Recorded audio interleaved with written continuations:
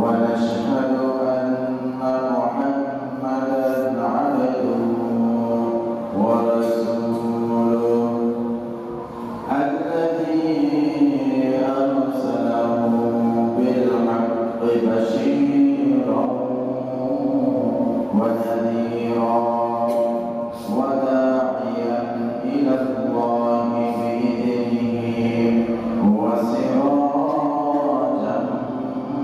منيرا فقد قال الله تعالى في كلامه المجيد وفي فرقانه الحميد إن الله وملائكته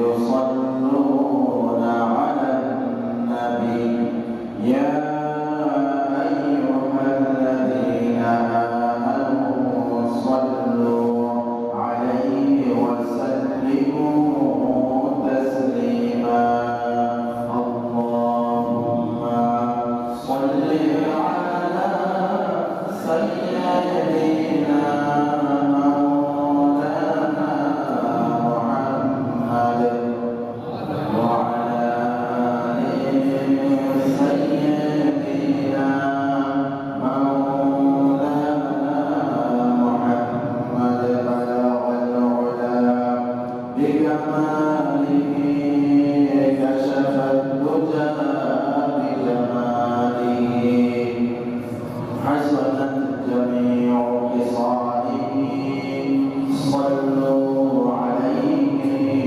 وآله আলহামদুলিল্লাহ মহান আল্লাহ তাআলার কাছে লাখ কোটি শুকরিয়া যে মহান আল্লাহ তাআলা আমাদেরকে জামাতে উল মাসে আজকে এই জুমায় যথা সময়ে আসার বসা মহান আল্লাহ তাআলা রাজাউদ্দিন হাসিল করার তৌফিক দিয়েছেন সেজন্য মহান আল্লাহ তাআলার দরবারে অন্তরের অন্তঃস্থল থেকে লাখ কোটি শুকরিয়া আদায় করে সকলের সমস্যারে বলি আলহামদুলিল্লাহ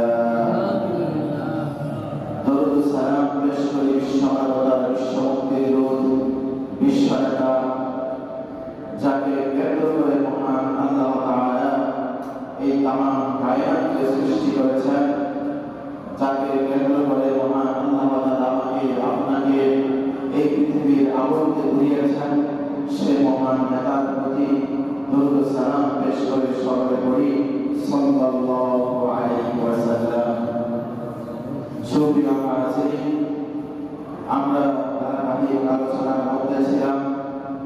আমাদের ধারাবাহিক আলোচনার বিষয়বস্তু ছিল মুসলমানদের পতনের বা পিছিয়ে যাওয়ার কারণ, যে সমস্ত মৌলিক কারণগুলোর কারণে, যে সমস্ত মৌলিক বিষয়ের কারণে আমাদের মুসলমান দিনকে দিন পিছিয়ে যাচ্ছে, এই কারণগুলোর মধ্যে অন্যতম যে কারণগুলো আছে সেই কারণগুলো নিয়ে আমরা আলোচনা করতেছিলাম। বিগত 4টি জুমায় আমরা ধারাবাহিকভাবে সেগুলো আলোচনা করেছি। আজকের জুমায় আমাদের ধারাবাহিকতায় আলোচনা শুরু হবে ইনশাআল্লাহ। সুবহানাকা লা ইলমা লানা ইল্লা মা 'আল্লামতানা ইন্নাকা আনতাল আলিমুল হাকীম। মহান আল্লাহ তাআলার কাছে তারই পক্ষ থেকে সাহায্য সহযোগিতা কামনা করেছি, কারণ আমার বলার মতো এমন কোনো শক্তি যোগ্যতা এমন কোনোটাই নেই যেটা দিয়ে আমি আপনাদেরকে কোরআন এবং হাদিস থেকে আলোচ্য বিষয় সম্পর্কে কিছু শোনাতে পারি। যদি আল্লাহ তাআলা আমাকে সেই সুযোগ এবং আমার ভিতরে ওই ধরনের সুযোগ সৃষ্টি করে দেন, তবেই আপনাদের সামনে আমি কোরআন এবং হাদিস থেকে আলোচ্য বিষয়ে কিছু কথা বলতে পারবো। আমাদের 4টি বিষয় নিয়েছে। পঞ্চম নাম্বার বিষয় হচ্ছে মুসলমানদের পতনের মৌলিক কারণের পঞ্চম নাম্বার বিষয় হচ্ছে আল্লাহ তাআলার উপর থেকে ভরসা উঠে যাওয়া, বিশেষত রিজিকের ক্ষেত্রে আমাদেরকে আল্লাহ তাআলা এই দুনিয়ায় প্রেরণ করেছেন এবং আমাদেরকে আল্লাহ তাআলা ওনার পক্ষ থেকে নির্ধারিত একটি রিজিক তাকদীর গরিবি আমাদেরকে দিয়েছেন। কিন্তু আমরা যুগের আবর্তে মহান আল্লাহ তাআলার দেয়া ওই নিয়ামত রাজিকে ভুলে গিয়ে নিজেদের রিজিকের মালিক একমাত্র আল্লাহ তাআলা এটা ভুলে গিয়ে বিভিন্ন মতে রিজিক অন্বেষণ করার জন্য নিজেদের উন্নতির জন্য দুনিয়াবি হাইসিয়তে দুনিয়ার ক্ষেত্রগুলোতে আমি যাতে উন্নতি এবং আমার যাতে মানুষের কাছে বড় হয় বা বড় হওয়া যায় এমন কিছু বিষয় থেকে থাকে।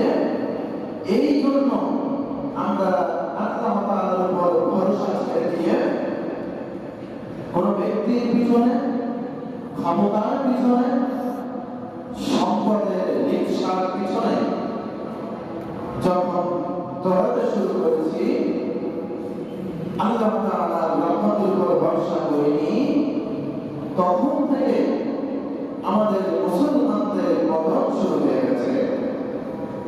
যেমন আমরা এর আগে বলেছিলাম, মুসলমানরা যে সময় থেকে নামাজের প্রতি অবহেলা করেছে, নামাজ ছেড়ে দিয়েছে, যার ফলশ্রুতিতে মুসলমানদের কলব মারা গিয়েছে, খাদ্যের প্রতি অনীহা এসেছে, রিজিক তালাশের প্রতি আগ্রহ বেড়েছে, শারীরিক যে পরিশ্রম করা শক্তি সামর্থ্য আছে এটা কমে গিয়েছে শুধুমাত্র নামাজ ছেড়ে দেওয়ার কারণে। কারণ নামাজ মানুষকে স্বাভাবিকভাবে শারীরিকভাবে সক্ষমতা যোগাতে সহযোগিতা করে। সেই ধারাবাহিকতায় যখন আমরা নামাজ ছেড়ে দিয়েছি, নামাজ ছেড়ে দেওয়ার ফলে আমাদের ভিতরে অলসতা, অকর্মণ্যতা, বিবেকের মধ্যে অসুন্দর বিষয়গুলো যখন জমাটবদ্ধ হতে শুরু করেছে, আমাদের পতন হয়েছে। এর আগে আমরা বলেছিলাম, আমরা যখন পিতামাতার অবাধ্য হওয়া শুরু করেছি, সৎ কাজের আদেশগুলো এবং অসৎ কাজের নিষেধগুলো ভুলে যেতে শুরু করেছি, সেদিক থেকে আমাদের পতন হয়েছে। আর সর্বপ্রথম কারণ ছিল আমরা নির্বিচারে গুনাহে লিপ্ত হয়েছি। আর আরেকটি কারণ আমরা বর্ণনা করেছিলাম, মুসলমানদের নেতৃত্বভার এমন কিছু মানুষের কাজে দেওয়া হবে, যে সমস্ত মানুষের কাজে দেওয়ার ফলে তারা নিজেরাও ইসলাম বুঝে না, ইসলামের প্রতি, কোরআনের প্রতি তারাও সমাদর নয়, তারা কোরআনের প্রতি, ইসলামের প্রতি ভালোবাসা রাখে না, এমন মানুষের কাছে যখন নেতৃত্ব বাড়া গিয়েছে, তখন থেকে আমাদের পতন শুরু হয়েছে। এভাবে আমরা চারটি কারণ বর্ণনা করেছিলাম। আজকে প্রথম নাম্বার কারণ হচ্ছে রিজিকের জন্য একমাত্র আল্লাহ তাআলাকে ভরসা না করে নিজের কর্মকে,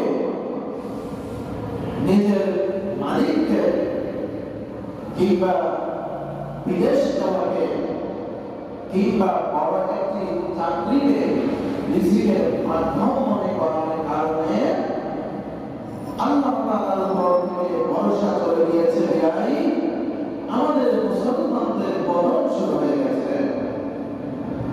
আল্লাহ তাআলা এই ব্যাপারে কোরআনুল কারীমে আমাদেরকে সুস্পষ্টভাবে ইঙ্গিত করেছেন, বুঝিয়েছেন। আল্লাহ তাআলা সূরা শুরা 27 নম্বর আয়াতে রিজিকের ব্যাপারে প্রথম নাম্বার একটি দিক নির্দেশনা দিয়েছেন। এক নাম্বার দিক নির্দেশনা কি? আল্লাহ তাআলা বলেছেন,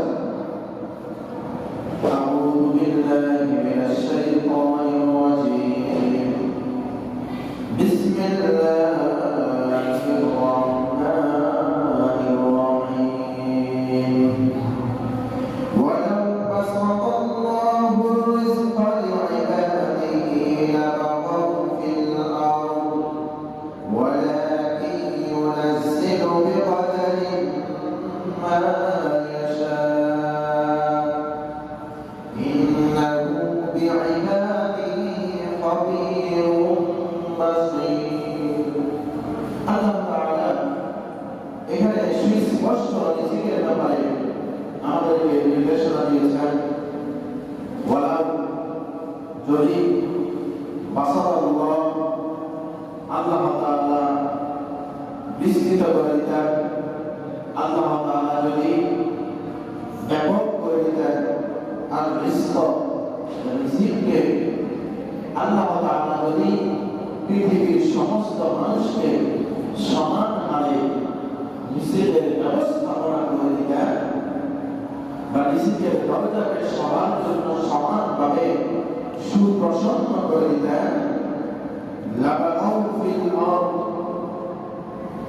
সেই আল্লাহ তাআলা বলছেন, লাবাগাউ ফিল আরদি, অবশ্যই অবশ্যই নিঃসন্দেহে এই পৃথিবীর মধ্যে বিশৃঙ্খলা, অনিয়ম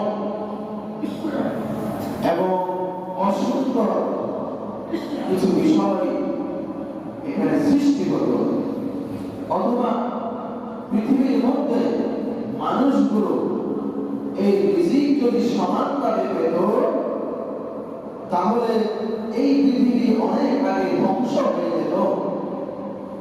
এরপরে আল্লাহ তাআলা বলেছেন, ওয়ালাকিন ইউনাজ্জিলু বিqadarin মা ইয়াশা, আমি আল্লাহ তাআলা তোমাদের জন্য রিজিক প্রদান করেছি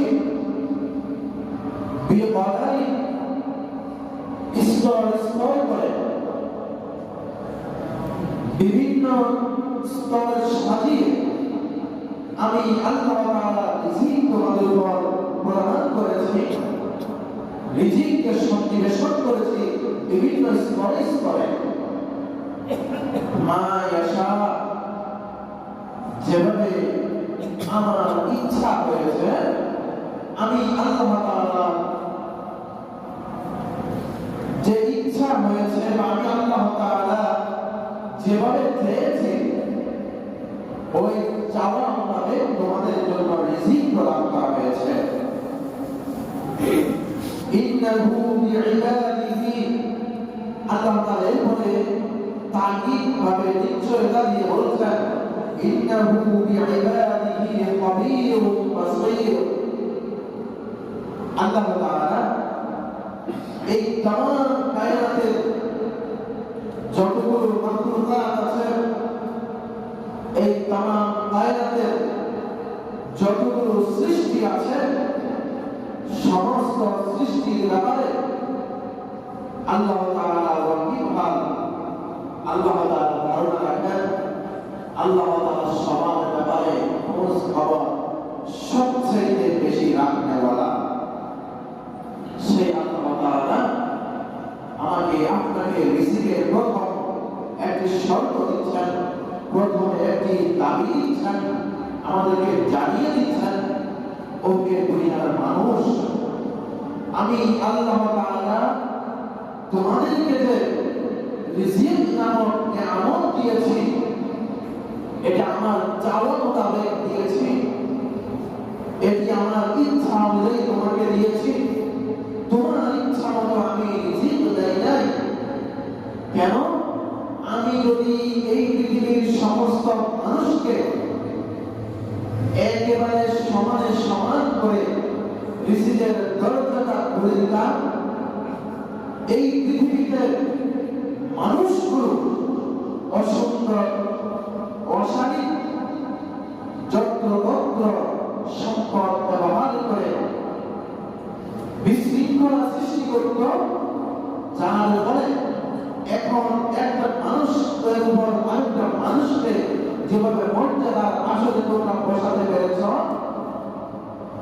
একজন মানুষ আরেকজনের কাজে, একজন মানুষ আরেকজনের সহযোগিতায়, একজন মানুষ আরেকজন মানুষের দ্বারস্থ হওয়ার মাধ্যমে যে একটা সুন্দর পরিবেশ সমাজের স্তর সৃষ্টি হয়েছে, এই স্তর থাকত না বিদায় কেউ কারো কথা মানত না, যার ফলে সবাই সবাইকে সমান মনে করে, মর্যাদার দিক থেকে, সম্পদের দিক থেকে সবাইকে সমান মনে করে। কেউ কারো কথা শুনত না, কেউ কারো নেতৃত্ব মানত না, কেউ কাউকে সুন্দর চোখে সম্মানের চোখে দেখত না। সবাই মনে করত সে যা, আমিও তা, আমি যা, ও তা, কেন আমি অন্যকে সম্মান করব, অন্যকে কেন আমি বড় হিসাবে মানব, অন্যকে কেন আমি এই মর্যাদায় আসীন করব। এখান থেকে এবার আসুন, আমাদের কিছু প্রশ্ন আছে এবং কিছু উত্তর আছে যেটা আপনাদেরকে জানানো প্রয়োজন, যে কোন কারণে আল্লাহ তাআলা এবং স্তর সাজিয়েছেন। আবার আল্লাহ তাআলা বলছেন আমি স্তর করে দিয়েছি, এবং কোন কারণে আমরা আল্লাহ তাআলার দেওয়া নিয়ামতকে পাওয়ার পরে সেটার শুকরিয়া না করে বরঞ্চ তার চাইতে বেশি পাওয়ার মানুষে আল্লাহ তাআলাকে ভুলে গেছি। এই ভুলের মাধ্যমে কিভাবে আমাদের অবনতি হয়েছে, এই কথাগুলো আজকে আলোচনা হবে ইনশাআল্লাহ। সর্বপ্রথম আসুন আল্লাহ তাআলা কেন স্তর করেছেন। আপনাকে যদি বলা হয় আপনার খাওয়ার চাহিদা কি, আপনাকে যদি একটি কাগজ দেওয়া হয়, একটি কলম দেওয়া হয়, আপনার চাওয়া কি, আপনার খাওয়ার রুচি কি, আপনার কি কি পাওয়ার আশা আছে, লোভ আছে, লিপিবদ্ধ করতে দেওয়া হয়। আপনি কি যদি সুস্থ মানুষ হয়ে থাকেন, আপনি যদি বিবেকবান মানুষ হয়ে থাকেন, তাহলে আপনার চাহিদা সবচেয়ে বেশি প্রয়োজনীয় জিনিসটা এক নাম্বারে দিবেন। এভাবে স্তর করে করে যেটার কম প্রয়োজন সেটা করে দিবেন, নাকি যেটার প্রয়োজন নাই সেটা যেমন, আর যেটা প্রয়োজন আছে ওটাকেও সমানে একই লাইনে সব করে লিখে দিবেন। কি করবেন? যেটার প্রয়োজন বেশি সেটাকে কি করবেন? আগে লিখবেন। তাহলে আপনার প্রয়োজনীয়তাও কি আছে? একটা স্তর আছে। আপনার প্রয়োজনীয়তা কি আছে? স্তর আছে। আপনার চাওয়া পাওয়ারও কি আছে? স্তর আছে। তাহলে আপনার যদি চাওয়া পাওয়া, আপনার প্রয়োজনীয়তার স্তর থেকে লাগে, এটার যেমন একটা সৌন্দর্যের প্রয়োজন আছে। এই তামাম দুনিয়া আল্লাহ তাআলা সৃষ্টি করেছেন, এই তামাম দুনিয়া আল্লাহ তাআলা আমার জন্য, আপনার জন্য বসবাসের উপযোগী করেছেন। এখানে যদি সমস্ত মানুষকে সমানভাবে রিজিক দেওয়া হয়, ক্ষমতা দেওয়া হয়, তাহলে কি আমি আপনি এভাবে এত সুন্দরভাবে সমাজে বসবাস করতে পারবো? কথা বলতে পারবো? পারবো না। কেন? প্রশ্ন হচ্ছে কেন? কারণ আপনাকে আল্লাহ তাআলা ইলম দিয়েছেন, আপনি ইলমের মাধ্যমে রুজি রোজগারের ব্যবস্থা করছেন আপনার শিক্ষার মাধ্যমে। অথচ আপনার আরেকটা ভাই, সে পড়ালেখা করতে পারে না, সে কি করছে? ব্যবসা বাণিজ্য করছে। ব্যবসা বাণিজ্যের মাধ্যমে সে কি করছে? তার রিজিক, তার সম্পদ উপার্জন করছে। আপনার আরেকটা ভাই, সে লেখাপড়াও করে নাই, ব্যবসা বাণিজ্য করে নাই, সে ড্রাইভিং করে। সে ওভাবে কি করছে? রিজিক অন্বেষণ করছে। এখন যদি তিন ভাইকে সমান মেলানো হলো। এখন তিন ভাই যদি শিক্ষক হয়, তিন ভাই যদি প্রশাসক হয়, তিন ভাই যদি ডিফেন্সে চাকরি করে, তাহলে এভাবে যদি সবাইকে যদি এভাবে সমান দেওয়া হতো, তো সবাইকে সামরিক বাহিনী হতো, কিংবা সবাই বিসিএস ক্যাডার হতো, সবাই আলেম হতো, হয়তো সবাই শাসা হয়ে যেত। তো চাষ করা ব্যক্তি খানা দিয়ে খাবে। এখন সবাই যদি চাষা হয়, শিক্ষা দীক্ষা কে করাবে? সবাই যদি শিক্ষক হয়, হাল চাষ কে করবে? সবাই যদি হাল চাষ করে, গাড়ি ঘোড়ায় চলার জন্য ড্রাইভার কে হবে?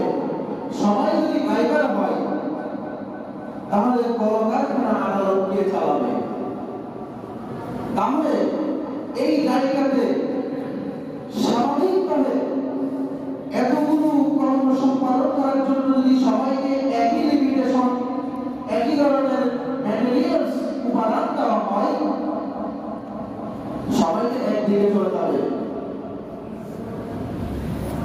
তাহলে রিজিক তালাশ করবে কে কিভাবে, চলবে কে কিভাবে? একটা বৈষম্য হয়ে যাবে না? কথা বলবেন, এটা বৈষম্য হয়ে যাবে না? অসুন্দর হয়ে যাবে না? সবাই যদি শিক্ষক হয়, ছাত্র হবে কে? সবাই যদি ছাত্র হয়, শিক্ষক হবে কে?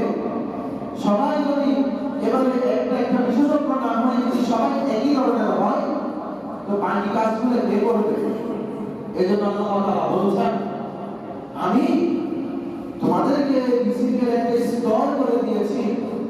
অর্থাৎ আমি যদি পৃথিবীতে সমস্ত মানুষকে আল্লাহ তাআলা যেভাবে বলেছেন সেভাবে বলছি, ওয়ালাউ বাসাতাল্লাহু রিজকা লিইবাদিহি, আল্লাহ তাআলা যদি সমস্ত বান্দাদেরকে, সমস্ত মানুষকে একই সমান রিজিক দিতেন, তাহলে কেউ কৃষি কাজ করতো না, কঠিন কাজগুলো কেউ করতো না, হালকা কাজগুলো নিয়ে সবাই থাকতো। তাহলে আমার জীবন ধারণের যে উপকরণগুলোর প্রয়োজন, সেই উপকরণগুলো কি আমি যথাযথ পেতে সক্ষম হব? কথা বলবেন, সক্ষম হব না। এই জন্য আল্লাহ তাআলা আমাদেরকে রিজিকের বিভিন্ন স্তর করে দিয়েছেন, মানুষের মাঝে বিভিন্ন স্তর করে দিয়েছেন, যাতে আমরা একে অন্যের উপকারে আসতে পারি। এ হচ্ছে প্রথম নাম্বার দিক। দুই নাম্বার দিক হলো, এখন আসুন মানুষের দিক থেকে, আল্লাহ তাআলার দিক থেকে তো বললাম, মানুষের দিক থেকে যদি সবাই একই ধরনের হয়ে যায় বা একই ধরনের হয়ে যায়, এটা যেমন অসুন্দর ভাবে সমাজে বিশৃঙ্খলার কারণ হবে, এটাকে যদি আপনি আরেকটু ভালোভাবে বোঝার চেষ্টা করেন, এটাকে যদি আপনি আরেকটু সুন্দরভাবে উপস্থাপন করার চেষ্টা করেন, তাহলে আমরা এভাবে বলতে পারি, এই যে আজকে আমরা এখানে এসেছি, আল্লাহ তাআলা আমাদেরকে এনেছেন, এখানের মধ্যে বিভিন্ন শ্রেণী পেশার মানুষ আছে কি নাই? বিভিন্ন শ্রেণী পেশার মানুষ আছে কি নাই? আছে। এই যে একটা পরিবেশ সৃষ্টি করার জন্য, একটা সমাজ সৃষ্টি করার জন্য, একটা রাষ্ট্র গঠন করার জন্য মানুষের মধ্য থেকে কিছু মানুষকে প্রশাসনের দায়িত্ব পালন করতে হয়, কিছু মানুষকে শিক্ষা দীক্ষা বিষয়ে কাজ করতে হয়,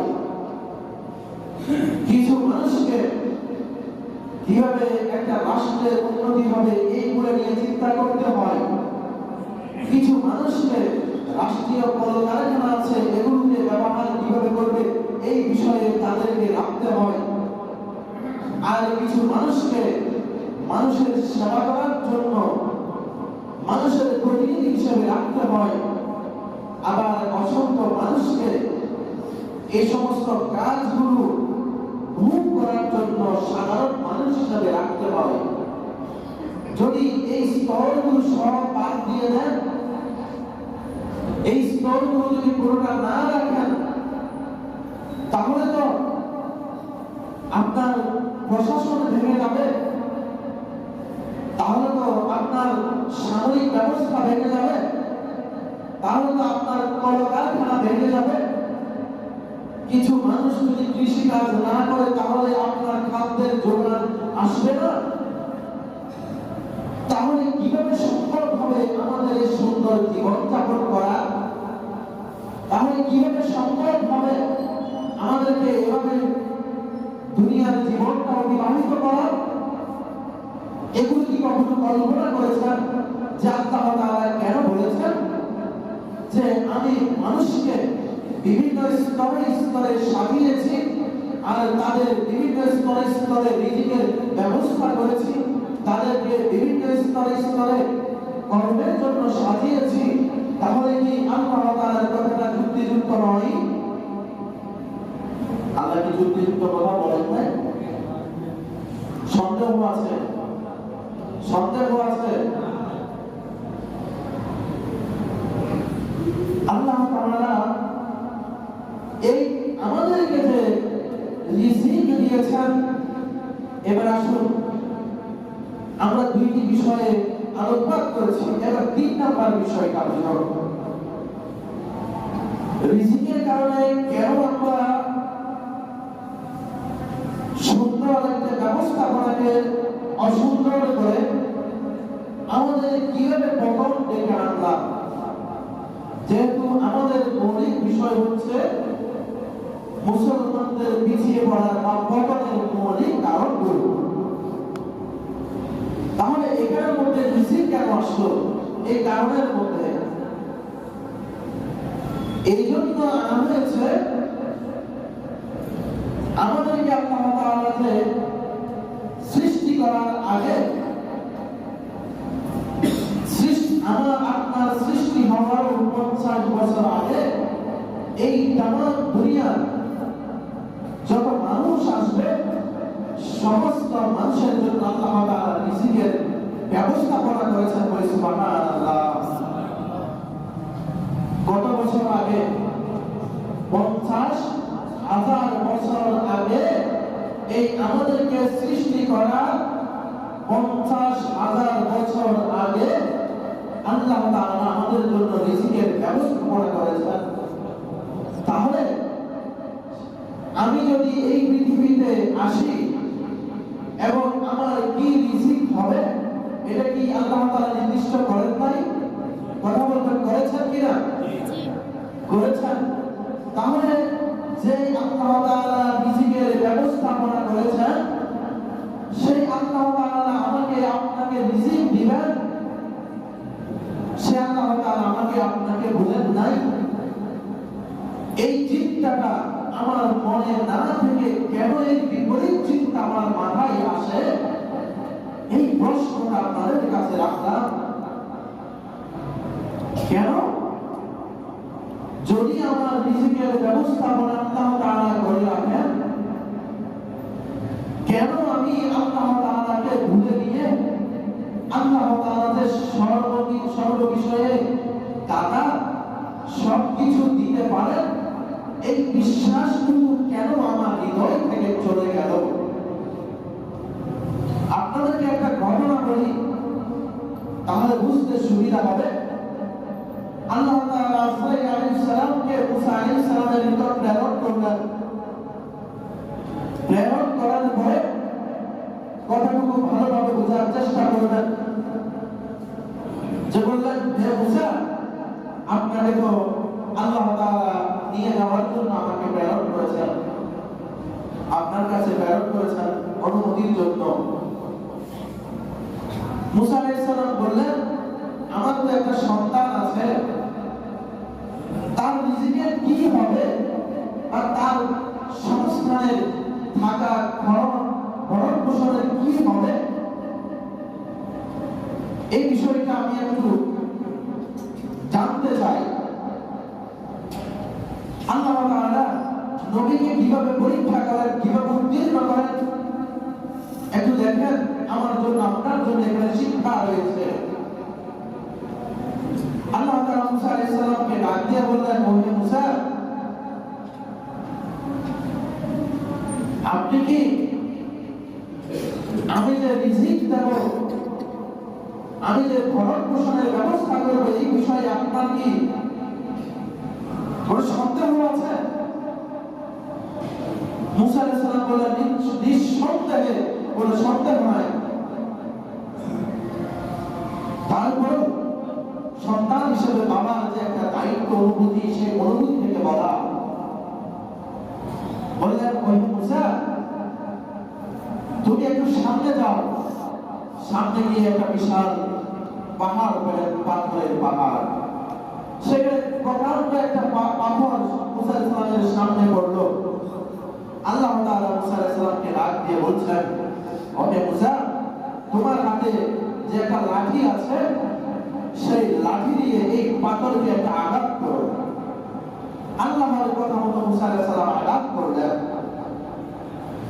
পাথরটা দুই টুকরা হয়ে গেল, খসে পড়লো বিশাল একটা টুকরা প্রকাণ্ড পাথর থেকে।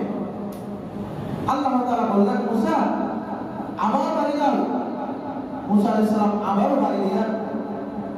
এবার পাথর থেকে আরো বিশাল একটা অংশ ভেঙে পড়লো। বললেন, মুসা, আবার বাড়ি দাও। মুসা আলাইহিস সালাম আবার বাড়ি দিলেন। তৃতীয় নম্বরে আরো বিশাল একটা অংশ ভেঙে পড়লো। এবার বললেন, মুসা, আরেকটা বাড়ি দাও। মুসা আলাইহিস সালাম চতুর্থবার বাড়ি দিলেন। বাড়ি দেওয়ার পরে আবার একটা বিশাল অংশ ভেঙে পড়লো। চারটা স্তর পাথর ভাঙার পরে সেই পাথরের ভিতরে কোন প্রকারের সুড়ঙ্গ নাই, ছিদ্র নাই। মধ্যখানে একটা ছোট্ট কীরা, এই ছোট্ট একটা কীরা, একটা পোকা সেখানে বসে আছে। তার সামনে কিছু সবুজ ঘাস রয়েছে। বলি সুবহানাল্লাহ। মুসা আলাইহিস সালাম অবাক হলেন। আল্লাহ তাআলা আবার ডাক দিয়ে বলেন, মুসা, তুমি একটু কান লাগিয়ে ওই কীরাটা কি বলে একটু শোনো। তখন ওই ছোট্ট প্রাণীটি, কীরাটি, সে বলছে, আল্লাহ তাআলা তাসবিহ কিভাবে পাঠ করছে দেখেন। বলছে, সুবহানা মান ইয়ারানি ওয়া লা ইয়ানসানি, সুবহানা মান ইয়ারানি ওয়া লা ইয়ানসানি। সেভাবে তাসবিহ পাঠ করতেছে। অর্থাৎ সুবহানা, সমস্ত পবিত্রতা, সমস্ত সম্মান, সমস্ত প্রশংসা ওই সত্তার জন্য। মাইয়ারানি, যে আমাকে দেখতে এই নিবিষ্ট চোখ দিয়ে দেখছেন, আমাকে খোঁজ খবর রাখছেন। ওয়ালা ইয়ানসানি, আমাকে ভুলে যান নাই, আমাকে রিজিকের ব্যবস্থা করে দিয়েছেন। আমি সেই প্রভুর প্রশংসা করছি, সেই প্রভুর পবিত্রতা ঘোষণা করছি। বলে সুবহানাল্লাহ। আরো আসতে বলি সুবহানাল্লাহ। বিশাল একটা পাথরের ভিতরে চারটে স্তরের ভিতরে, যেখানে কোনো দিকে কোনো সুড়ঙ্গ নেই, কোনো গর্ত নেই, সেই গর্তহীন, সুড়ঙ্গহীন, আলো বাতাসহীন একটি প্রকাণ্ড পাথরের ভিতরে, যে আল্লাহ তাআলা একটা ক্রিয়াকে এভাবে সবুজ ঘাস দিয়ে তার খাদ্যের সংস্থান করতে পারেন, সেই আল্লাহ কি এখনো আছেন না বৃদ্ধ হয়ে গেছেন? সেই আল্লাহ কি এখনো আমার আপনার রিজিক দিতে সক্ষম নাকি অক্ষম? সেই আল্লাহ তাআলা মুসা আলাইহিস সালামকে দেখিয়ে দিচ্ছেন, মুসা, ওহে মুসা, আপনি আপনার সন্তানের জন্য চিন্তা করার কারণ নাই। তার চিন্তা করার বিষয় আমি আল্লাহ তাআলা। আপনার সন্তানের রিজিকের মালিক তো আমি আল্লাহ। কেন? কারণ আমি আপনার সন্তানকে সৃষ্টি করেছি, আমি আপনাকে সৃষ্টি করেছি, আপনার উম্মতকে সৃষ্টি করেছি। অতএব যে করেছি, যে সমস্ত সৃষ্টিকে আমি এভাবে সাজিয়েছি, ওই সাজানোর সংসারটা টিকিয়ে রাখার মালিক তো আমি আল্লাহ।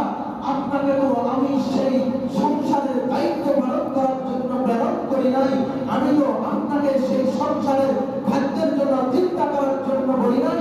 সেই সংসারের খাদ্যের চিন্তা তো আমি আল্লাহ তাআলার হাতে। আপনি কেন চিন্তা করবেন? সেই চিন্তাটা যখন আমরা মুসলমানেরা ভুলে গিয়েছি, যে আমার সন্তানের রিজিকের মালিক যেমন আমার আল্লাহ, আমাকে যেভাবে আল্লাহ তাআলা রিজিক দিয়েছেন, আমার পরবর্তী প্রজন্মকে তো তিনি রিজিক দিবেন। আমার পূর্ববর্তী প্রজন্ম যারা আমাকে রেখে চলে গেছে, অন্ধকার কবরে শায়িত হয়ে গেছে, তারাও তো তাদের রিজিক খেয়ে মারা গেছে। তারা তো তাদের রিজিক আমার জন্য আপনার জন্য রেখে যান নাই। সেই আল্লাহ তাআলা আমাকে আপনাকে রিজিক দিচ্ছেন। সেই রিজিক খুঁজতে গিয়ে আমি যখন অসৎ পথ অবলম্বন করি, সেই রিজিক খুঁজতে গিয়ে আমি যখন হতাশ হয়ে যাই, সেই রিজিক খুঁজতে গিয়ে আমি যখন কর্মচঞ্চল হতে হতে এমন কর্মচঞ্চল হয়ে পড়ি, আমাকে যখন কানে আল্লাহু আকবার আল্লাহু আকবার আযানের ধ্বনি আসে, আমার কানে যখন আল্লাহ বড় ধ্বনি আসে, তখন তো সেই আল্লাহ বড় ধ্বনি শুনে আমি নামাজ পড়তে আসতে পারি না। অথচ তখন আমার মনে হয়, আমি যদি আল্লাহু আকবারের ধ্বনি শুনে মসজিদে যাই, নামাজ পড়তে যাই, আমার কারখানা বন্ধ হয়ে যাবে, আমার শ্রমিকেরা কাজ করবে না, আমার শ্রমিকেরা কাজের মধ্যে অগ্রগণ্য হয়ে যাবে, আমার সন্তানগুলো তাদের কাজ করবে না, আমার ছাত্রগুলো পড়ালেখা করবে না, আমার টিউশন বন্ধ হয়ে যাবে, আমার সন্তানগুলোকে যদি ফজরের সময় করি, তাহলে তারা সকালের সময়ে স্কুল যেতে পারবে না। এই চিন্তাগুলো যারা মাথায় আনে আর যারা মাথায় এনে এই কাজগুলো করেন, তারা তো সরাসরি আল্লাহ তাআলার সাথে যুদ্ধ ঘোষণা করছেন রিজিকের ব্যাপারে। ঠিক না ঠিক? আমাকে তো আল্লাহ তাআলা কারো রিজিকের দায়িত্ব ভার দিয়ে পাঠান নাই। মনে রাখবেন একটা কথা, আমার পরিবারে যদি সম্মানিত মসজিদের জন্য কালেকশন হচ্ছে, আপনারা মুক্ত হস্তে দান করুন, কথাগুলো মনোযোগের সহিত শুনুন। মনে রাখবেন বাবারা ভাইরা, যেই আল্লাহ তাআলা আমাকে আপনাকে সৃষ্টি করেছেন, যে আল্লাহ তাআলা আমাকে আপনাকে এই দুনিয়ায় প্রেরণ করেছেন, সেই আল্লাহ তাআলা আমার জন্য আপনার জন্য একটা নির্দিষ্ট রিজিক বরাদ্দ করে রেখেছেন। আমি যদি তামাম দুনিয়ার মালিক হয়ে থাকি, আমি যদি আল্লাহ তাআলা এই মুহূর্তে তামাম দুনিয়ার মালিক বানান, আমি তামাম দুনিয়া খেতে পারবো না, আমার প্রয়োজন হবে না তামাম দুনিয়া।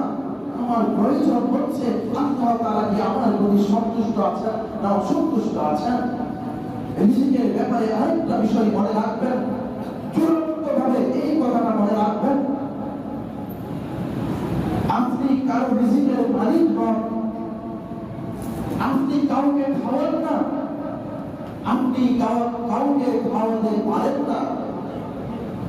ধরে নিন আমার পরিবারের 10 জন সদস্য আছে, সেই 10 জন সদস্য যদি আমার রুজির মাধ্যমে চলে, সেখানে আমার কোনো ক্রেডিট, আমার কোনো এমন বিষয় নেই যে আমি তাদেরকে খাওয়াচ্ছি। সেখানে আল্লাহ তাআলা এমন করতে পারেন, সেই সদস্যদের কারণে আল্লাহ তাআলা আমাকে রিজিকের ব্যবস্থাপনা করে দিয়েছেন। সেই সদস্যদের কারণে আমাকে আল্লাহ তাআলা চাকরিতে উন্নতি দিচ্ছেন। সেই সদস্যদের কারণে আমার চাকরির ইনকামের বৃদ্ধি পাচ্ছে। শুধুমাত্র তাদের রিজিক আমি শুধু মাধ্যম হওয়ার কারণে আমার টাকা বৃদ্ধি পাচ্ছে। আমাকে এটা বলার জন্য নয় যে আমার কারণে তারা খাচ্ছে। আল্লাহ তাআলা কাউকে এইভাবে রিজিক দেন নাই যে আমার রিজিক আমার বাবা খাবে, আমার রিজিক আমার মা খাবে, আমার রিজিক আমার সন্তান খাবে। এই জন্য আল্লাহ তাআলা আমাকে আপনাকে দায়িত্ব দেখান। আল্লাহ তাআলা হয়তোবা ওখানে পছন্দ করেছেন কাউকে, সেই পছন্দ করা ব্যক্তির রিজিকটা আমাকে মাধ্যম হিসেবে তার কাছে পৌঁছিয়ে দিচ্ছেন। ওই কারণে আমার রিজিক বৃদ্ধি পাচ্ছে, কিংবা আমার চাকরিতে উন্নতি হচ্ছে, এই ছাড়া দ্বিতীয় কোনো কারণ হতে পারে না। সুপ্রিয় হাজিরিন, এই চিন্তাগুলো যখন আমরা ভুলে গিয়েছি, এই চিন্তাগুলো যখন আমাদের মেজাজ থেকে, মন থেকে, মগজ থেকে হারিয়ে গেছে, আমরা যখন আরো বেশি চাওয়ার জন্য, আরো বেশি পাওয়ার জন্য চিন্তা চেতনা করে আল্লাহ তাআলা হুকুম ভুলে গিয়েছি, আর এই ভুলার মাধ্যমে আল্লাহ তাআলা আমাকে কিছু কর্মবিধি দিয়েছেন, আমার উপরে কিছু বিষয়কে খরচ করেছেন। সেই খরচ বিষয়গুলো যখন একটা একটা করে ভুলতে শুরু করেছি, ওই দিন থেকে আমার রহমত আমার উপর বরকত করে দিয়েছে। আর এই রহমত বরকত আমার উপর থেকে এভাবে একদিন করতে করতে আমার পরিবারের উপর কমে গিয়েছে, এভাবে পরবর্তী আমার প্রজন্মের উপর কমে গিয়েছে, এভাবে একটা সমাজ ব্যবস্থার উপরে কমে গিয়েছে, একটা রাষ্ট্র ব্যবস্থার উপরে আল্লাহর রহমত কমে গিয়েছে। বিদায়ী আজকে মুসলমানদের বদলের মৌলিক কারণের মধ্যে একটি কারণ হয়ে গিয়েছে, আমরা রিজিকের মালিক আল্লাহকে না বানিয়ে আমরা নিজেরাই নিজেদের রিজিকের কর্তা হিসেবে বনে গিয়েছি। আল্লাহ তাআলা আমাকে বলছেন, আপনাকে বলছেন, ওয়ামান ইয়াত্তাকিল্লাহ, যেই ব্যক্তি আল্লাহ তাআলাকে ভয় করে, ইয়াজআল লাহু মাখরাজা, তার জন্য আল্লাহ তাআলা পুরো পুরো ব্যবস্থা করে দিবেন।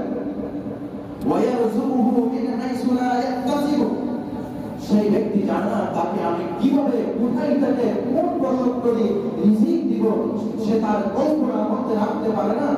ওয়া মান ইয়াতাওয়াক্কাল আলাল্লাহ, যেই ব্যক্তি রিজিকের ব্যাপারে তার নিজের সমস্ত বিষয়ে আল্লাহ তাআলার উপর তাওয়াক্কুল করে, ফাহুয়া হাসবুহু, তার জন্য আল্লাহ তাআলাই যথেষ্ট হয়ে যান। ইন্নাল্লাহা বালিগু আমরিহি, আল্লাহ তাআলা সমস্ত কাজ যথাযথ বিষয়ে অর্পণ করেন, যথা সময়ে যথা বিষয়ে অর্পণ করার জন্য আল্লাহ তাআলাই যথেষ্ট। قد جعل الله لكل شيء قدرا, আল্লাহ তাআলা বলছেন, আমি সমস্ত বিষয়ের জন্য, সমস্ত মানুষের জন্য, সমস্ত প্রাণীর জন্য একটা স্তর সৃষ্টি করেছি, রিজিকের একটা স্তর সৃষ্টি করেছি, তাদের থাকার, তাদের পড়ার, এখানে কেউ হাত দিতে পারবে না। সূরা তালাক 2 এবং 3 নং আয়াত, এরপর সূরা হুদের 6 নং আয়াত আল্লাহ তাআলা বলছেন, ওয়া মিন দাব্বাতিন ফিল আরদি ইল্লা আলাল্লাহি রিজকুহা, এই পৃথিবীর যত প্রাণী আছে সমস্ত প্রাণীর একমাত্র রিজিকের কর্তা, একমাত্র রিজিক দাতা হচ্ছেন আল্লাহ তাআলা। ওয়া ইয়ালামু মুস্তাকাররাহা ওয়া মুস্তাওদাআহা, ওয়া ইয়ালামু, সেই আল্লাহ তাআলা জানেন মুস্তাকাররাহা, সে কোথায় থাকবে, কিভাবে থাকবে, কোন পজিশনে থাকবে, ওয়া মুস্তাওদাআহা, সে কোন পজিশনে কিভাবে এই পৃথিবী থেকে বিদায় নিবে, এটা আল্লাহ তাআলা জানেন। তারপরে বলছে আল্লাহ তাআলা, ওয়া কুল্লু শাইইন ওয়া কুল্লুন ফি কিতাবিন মুবিন, আর আমি আল্লাহ তাআলা প্রত্যেকের বিষয়ে, প্রতিটা প্রাণীর বিষয়ে স্পষ্টভাবে কিতাবের মধ্যে লিপিবদ্ধ করে রেখেছি, তার ব্যবস্থাপনা কিভাবে হবে। অতএব বাবা ভাইরা, রিজিকের বিষয়ে আমরা কখনো চিন্তা করবার হতাশ হব না। আল্লাহ তাআলার উপরে তাওয়াক্কুল করে আল্লাহ তাআলার বিধিবিধানগুলো মেনে যদি আমরা চলতে পারি, তবেই তো আমাদের রিজিকের ব্যবস্থাপনা আল্লাহ তাআলার পক্ষ থেকে এমন ভাবে আসবে যেটা আমরা জানতে পারি না। ওটার দায়িত্ব আল্লাহ তাআলা। সে আল্লাহ তাআলার দিকে আপনাদেরকে অর্পণ হওয়ার জন্য, সে আল্লাহ তাআলার দিকে আপনাদের দৃষ্টি নিবদ্ধ করার জন্য, আপনাদের মন মগজের সমস্ত শরীরের অঙ্গ প্রত্যঙ্গ দিয়ে আল্লাহ তাআলার দিকে ফিরে যাওয়ার জন্য অনুরোধ রেখে আজকের খুতবা এখানে শেষ করছি। ওয়া তাওফীক ইল্লা বিল্লাহ। আসসালামু আলাইকুম ওয়া রাহমাতুল্লাহি ওয়া বারাকাতুহু। আলহামদুলিল্লাহিল কারীমিল ওয়াহ্হাবিল কারীমিত তাওয়াব, লা তুরিদুহু নাফাতান বি'আতা ওয়া লা তুলহিকুহু ফাওয়াতান বি'asdar।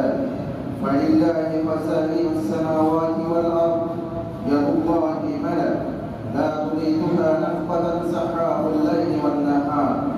أرأيتم ما أنفق منذ خلق السماء والأرض فإنه لكم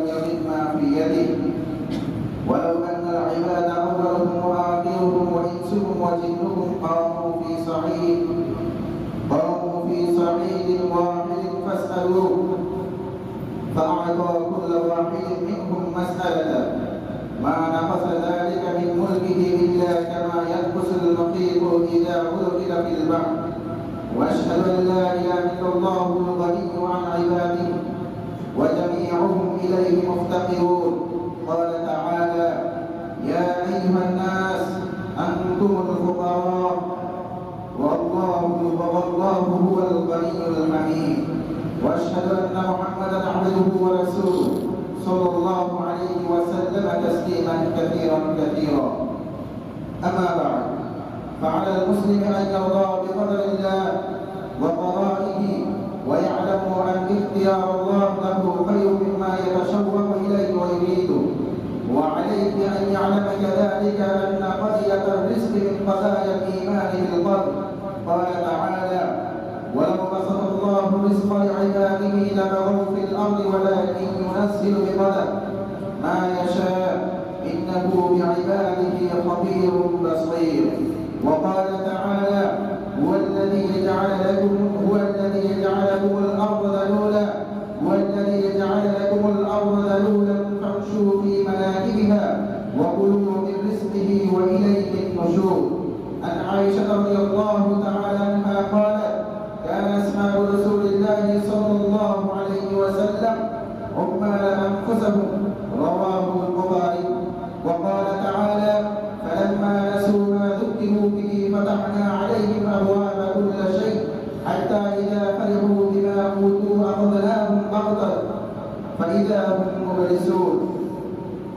روى الإمام أحمد والترمذي وابن ماجه وغيرهم بسند صحيح من حديث عمر بن الخطاب رضي الله تعالى أن النبي صلى الله عليه وسلم قال: لو أنكم توكلون على الله حق توكله لرزقكم كما يرزق الطير تغدو خصاما وتروح بطانا. وقال تعالى: وما من دابة في الأرض إلا على الله رزقها ويعلم مستقرها ومستودعها كل في كتاب مبين.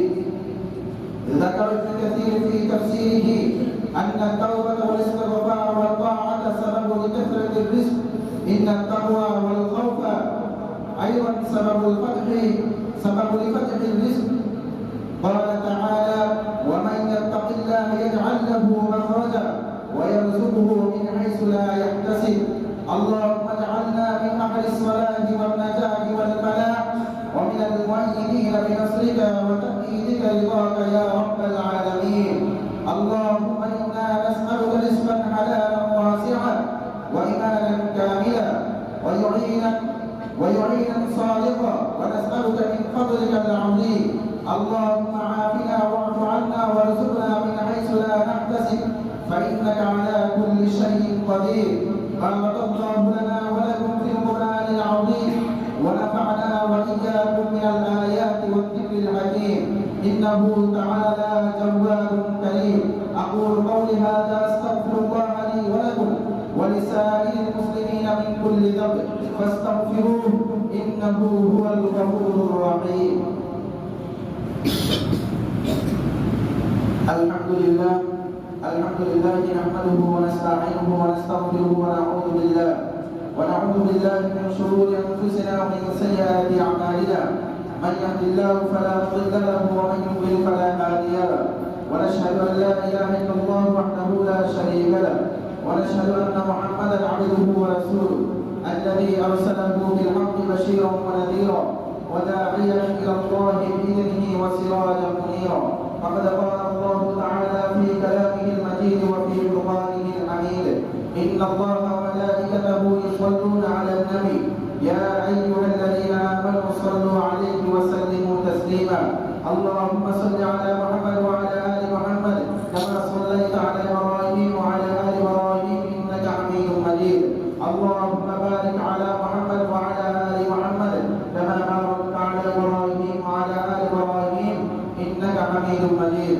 قال النبي صلى الله عليه وسلم: أرحم أمتي بأمتي أبو بكر وأشقهم في أمر الله عمر وأصدقهم حياء عثمان وقضاهم علي رضي الله تعالى عنهم.